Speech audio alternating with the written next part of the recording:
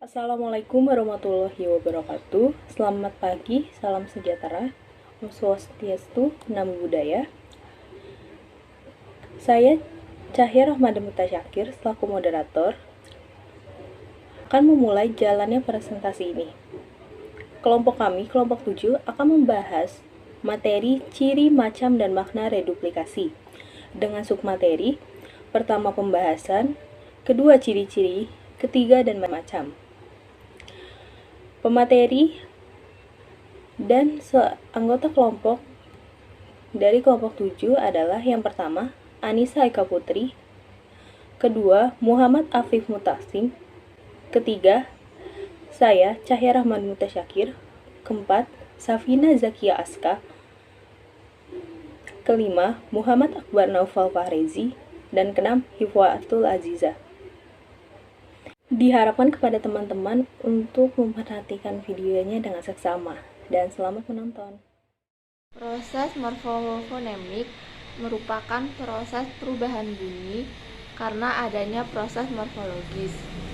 Proses morfologi terbagi menjadi 3, yaitu proses afikasi, reduplikasi, dan komposisi. Ketiga proses tersebut termasuk dalam proses morfologis. Di sini, kita akan membahas salah satunya, yaitu reduplikasi. Proses reduplikasi merupakan proses pembentukan kata melalui pengulangan bentuk kata dasarnya. Proses reduplikasi morfologis dapat terjadi pada bentuk dasar yang berupa akar, berupa bentuk berafiks, dan berupa bentuk komposisi. Prosesnya dapat berupa pengulangan utuh, pengulangan berubah bunyi, dan pengulangan sebagian. Reduplikasi membagi kata ulang dalam 4 macam, yaitu pengulangan seluruh, pengulangan sebagian, pengulangan yang berkombinasi dengan afiks, dan pengulangan dengan perubahan fonem. Pengulangan seluruh ialah perubahan seluruh bentuk dasar tanpa perubahan fonem dan tidak berkombinasi dengan proses perubahan afiks. Misalnya sepeda menjadi sepeda-sepeda. Pengulangan sebagian ialah merupakan pengulangan dari bentuk dasarnya yang berupa bentuk tunggal, hanyalah kata tetua yang dibentuk dari kata tua. Bermain-main yang dibentuk dari bentuk dasar main. Pengulangan yang berkombinasi dengan proses perubahan afiks. Dalam bagian ini, bentuk dasar dari pengulangan seluruhnya dan berkombinasi dengan prosesnya, perubahan afiks.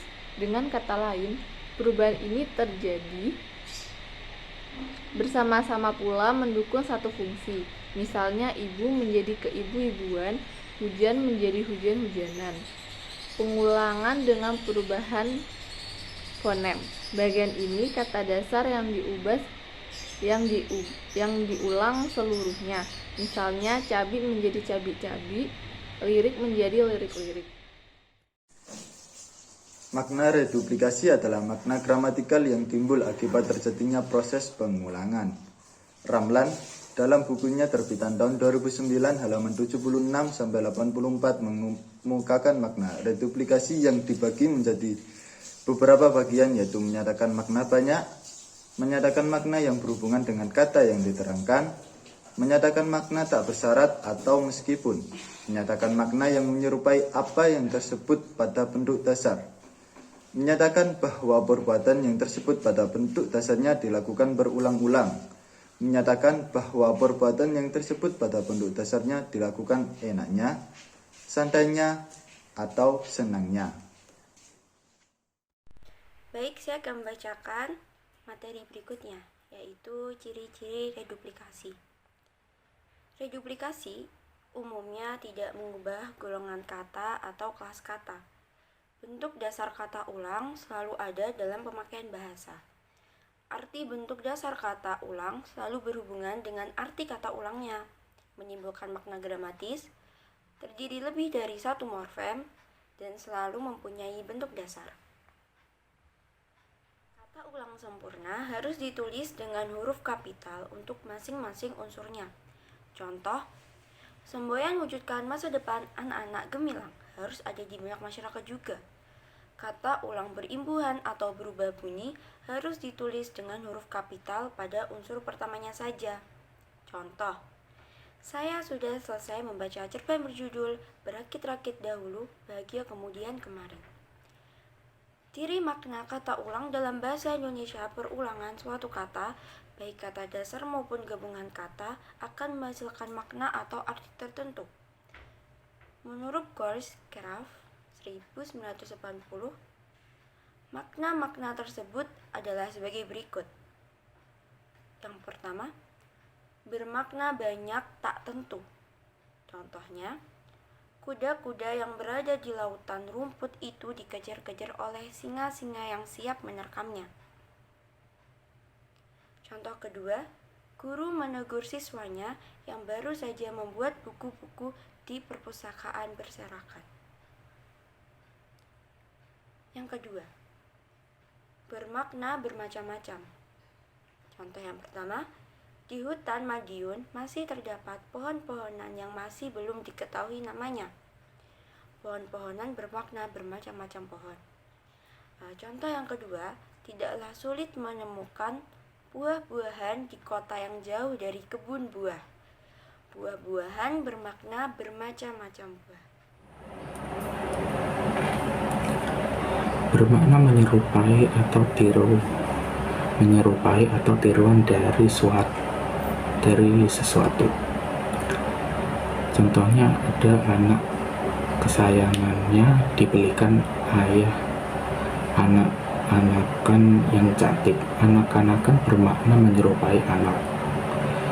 B. Langit-langit di rumah ini sudah dibersihkan pada hari Minggu yang lalu. Langit-langit bermakna menyerupai langit. Selanjutnya, bermakna agak melemahkan arti. Contohnya adalah setelah 2 tahun di Amerika, Juharia bertingkah ke barat-baratan agak seperti orang barat. B. Janganlah kekanak-kanakan ketika berada di tengah-tengah temanmu di SMA. Kekanak-kanakan bermakna agak seperti anak-anak. Selanjutnya ada menyatakan intensitas mengenai kualitas, kuantitas maupun frekuensi. Contohnya ada A. Belajarlah segiat-giatnya selagi masih ada waktu untuk menghadapi ujian nasional. Intensitas kualitatif. B. Kuda-kuda sudah disiapkan untuk mengikuti pacuan kuda di lapangan Brawijaya Kediri. Intensitas kuantitatif. C. Ia menggeleng-gelengkan kepalanya saat ditanya oleh asesor sertifikasi guru. Intensitas frekuensi. Selanjutnya bermakna saling. Pekerjaan yang berbalas-balasan. Yang pertama, begitu terjadi pertemuan, keduanya bersalam-salaman melepas kerinduan. Arti bersalam-salaman memiliki makna saling bersalaman. Yang kedua, di kampung ini warganya sudah tolong-menolong dalam hal kebaikan. Dari kata tolong-menolong memiliki arti saling menolong. Selanjutnya bermakna kolektif. Yang pertama, masuklah ke ruang ujian 55 saja. Kata 55 memiliki makna kolektif 5 demi 5. Yang kedua, berikan kue ini kepada temanmu 33. Kata 33 mempunyai makna kolektif berjumlah 3. Subbab yang ketiga ialah macam-macam reduplikasi. Yang pertama, reduplikasi fonologis.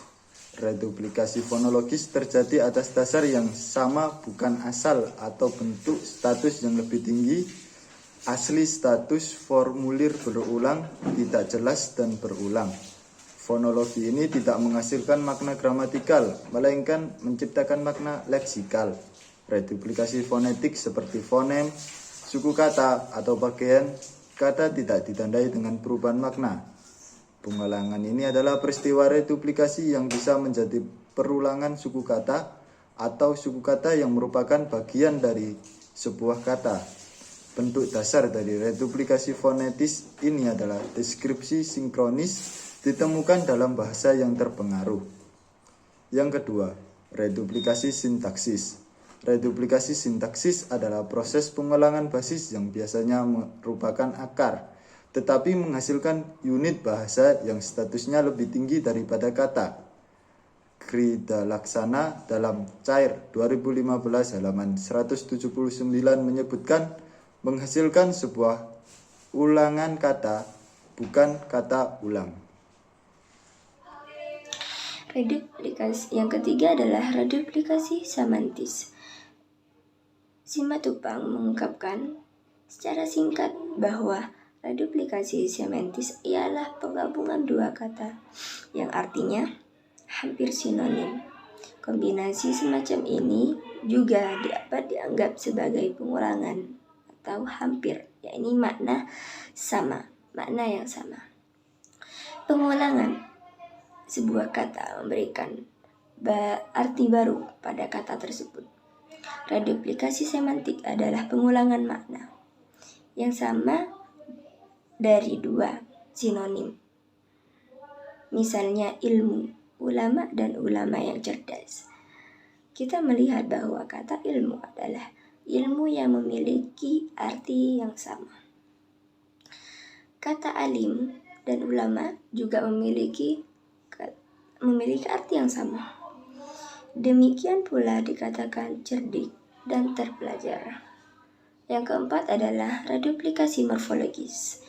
Reduplikasi morfologis dapat terjadi karena dalam bentuk dasar memiliki bentuk asal, bentuk tanda, dan bentuk struktur prosesnya dapat berbentuk berulang penuh. Perulangan perubahan suara dan pengulangan sebagian. Kemudian sampailah kita pada penghujung materi. Saya akan membacakan kesimpulan dari materi, ciri, macam, dan makna reduplikasi. Morfologi merupakan ilmu yang mempelajari proses pembentukan sebuah kata. Proses morfonemik merupakan proses perubahan bunyi karena adanya proses morfologi. Proses morfologi terbagi menjadi 3 bagian, yaitu proses afiksasi, reduplikasi, dan posisi. Ketiga proses tersebut termasuk dalam proses morfologis. Reduplikasi membagi kata ulang dalam 4 macam, yaitu pengulangan seluruh, pengulangan sebagian, pengulangan yang berkombinasi, dan dengan afiks. Pengulangan dengan perubahan fonem. Ramla mengemukakan makna reduplikasi yang dibagi menjadi beberapa bagian, yaitu menyatakan makna banyak, menyatakan makna yang berhubungan, dan kata yang diterangkan. Menyatakan makna yang berhubungan dengan kata yang diterangkan, menyatakan makna tak bersyarat, atau meskipun menyatakan makna yang menyerupai apa yang tersebut pada bentuk dasar. Menyatakan bahwa perbuatan dan yang tersebut pada bentuk dasarnya dilakukan berulang-ulang, menyatakan bahwa perbuatan yang tersebut pada bentuk dasarnya dilakukan dengan enaknya, santainya, atau senangnya. Seperti itu. Sekian dari kelompok kami. Lebihnya mohon maaf bila ada salah kata. Akhir kata, Assalamualaikum warahmatullahi wabarakatuh.